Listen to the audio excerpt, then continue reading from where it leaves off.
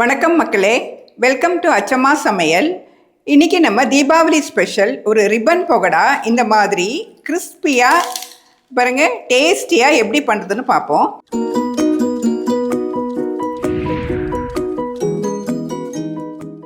இதுக்கு தேவையான பொருட்கள்: ஒரு டீஸ்பூன் நெய் உருக்கி வச்சுருக்கேன் நான், 1/4 டீஸ்பூன் எள்ளு, 1/4 டீஸ்பூன் ஓமம், 1/2 டீஸ்பூன் காஷ்மீரி சில்லி பவுடர், தேவைக்கு உப்பு, 1/2 கப் கடலை மாவு, 1 கப்பு அரிசி மாவு, 1/2 டீஸ்பூன் பெருங்காயத்தூள். இப்போ நம்ம மாவு பிசைவோம். இப்போ பாருங்கள், இந்த அரிசி மாவெல்லாம் இந்த மாதிரி ஜலிச்சுக்கணும். குருணை இருக்கக்கூடாது, அது உள்ள இந்த மாதிரி ஜலிச்சுக்கணும்.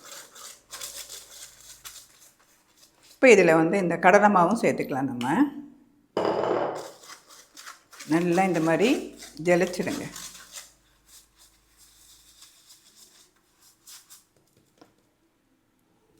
இப்போ நம்ம இதில் தேவைக்கு உப்பு போட்டுக்கலாம். இந்த எள்ளு, இந்த ஓமம், மிளகாத்தூள், பெருங்காயத்தூள், இந்த நெய் இருக்குது பாருங்கள். இந்த நெய் கொஞ்சம் சூடு பண்ணி இதில் ஊற்றணும். இது நல்லா பிசையணும். நம்ம நல்லா மிக்ஸ் பண்ணி விட்டுருங்க. இப்போ இந்த நெய்யை இதில் விடலாம். சூடு பண்ணியிருக்கேன், சூடாக இருக்கும். அதனால் கொஞ்சம் மிக்ஸ் பண்ணிவிட்டு நம்ம தண்ணியை விட்டு மாவு பிசைவோம். நல்லா இந்த மாதிரி மிக்ஸ் பண்ணிவிடுங்க ஃபஸ்ட்டு. அப்புறம் நம்ம கொஞ்சம் கொஞ்சமாக தண்ணி விட்டு பிசையலாம். ரொம்ப ஈஸி இது பண்ணுறதுக்கு. நம்ம தீபாவளிக்கு வீட்டிலையே இந்த மாதிரி பலகாரம் செஞ்சு குழந்தைங்களுக்கெல்லாம் கொடுக்கலாம் நம்ம கையால். இப்போ நம்ம உப்பு கூட டேஸ்ட் பண்ணிக்கலாம். உப்பு கம்மியாக இருந்தால் போட்டுக்கலாம். உப்பு கரெக்டாக இருக்குது. இப்போ இது நல்லா பிசைஞ்சிட்டோம். இது இப்படியே இருக்கட்டும். நம்ம இப்போ எண்ணெய் ஹீட் பண்ணலாம். இப்படியே மூடி வச்சிடலாம். பாருங்கள், இந்த மாவு இந்த மாதிரி இந்த பாத்திரத்தில் ஒட்டாத மாதிரி இந்த மாதிரி நம்ம பிசையணும். சப்போஸ் தண்ணி ஜாஸ்தி ஆகிடுச்சுன்னா கூட நீங்கள் கொஞ்சமாக அரிசி மாவு போட்டு பிசைஞ்சிக்கலாம். பாருங்கள், இந்த மாதிரி வரணும். சரிங்களா? இந்த கன்சிஸ்டன்சி தான் ரிப்பன் பகோடாவுக்கு கரெக்டாக இருக்கும். ஒட்டவே இல்லை பாருங்கள். இப்போ பாருங்கள், ரிப்பன் பகோடா பண்ணுறதுக்கு நான் ஒரு பேசிக்கான கடாய் வச்சுருக்கேன். கேஸ் பற்ற வச்சு நம்ம குக்கிங் ஆயில், எனி ஆயில் நம்ம விடலாம். கடலெண்ணெயோ ரீஃபைண்ட் ஆயில், எனி ஆயில். எண்ணெய் நல்லா ஹீட் ஆகட்டும். இப்போ பாருங்கள், எண்ணெய் நம்ம ஹீட் ஆகிடுச்சான்னு பார்க்கலாம்.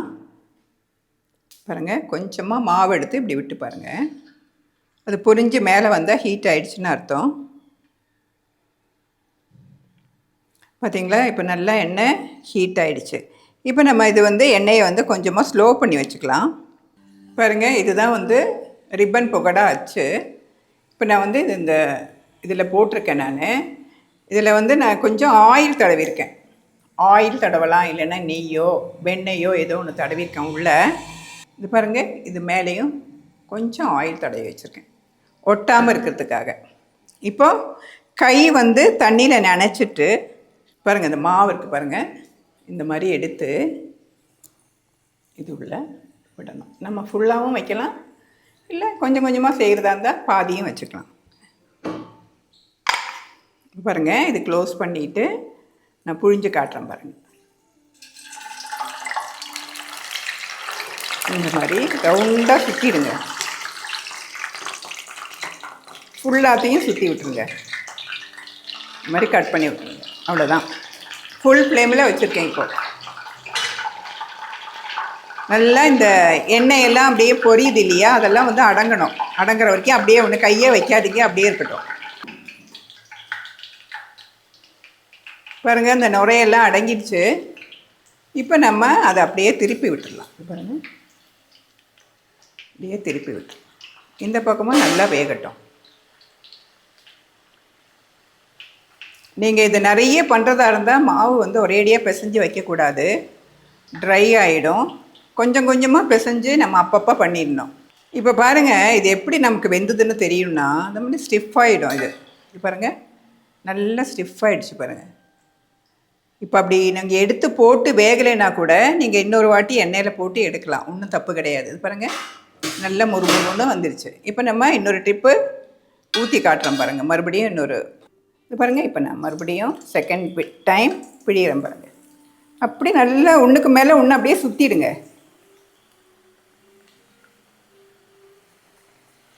அவ்வளோதான். இதே மாதிரி இதுவும் பொரிச்சு எடுத்துடலாம் நம்ம. பாருங்கள், ரிப்பன் பக்கோடா எல்லாம் நான் செஞ்சு முடிச்சிட்டேன். இதே மெத்தடில் நீங்களும் செஞ்சு பார்த்துட்டு எப்படி இருந்ததுன்னு கமெண்ட் பண்ணுங்கள். பிடிச்சிருந்ததுன்னா லைக் பண்ணுங்கள், ஷேர் பண்ணுங்கள், சப்ஸ்கிரைப் பண்ணுங்கள். Thank you very much.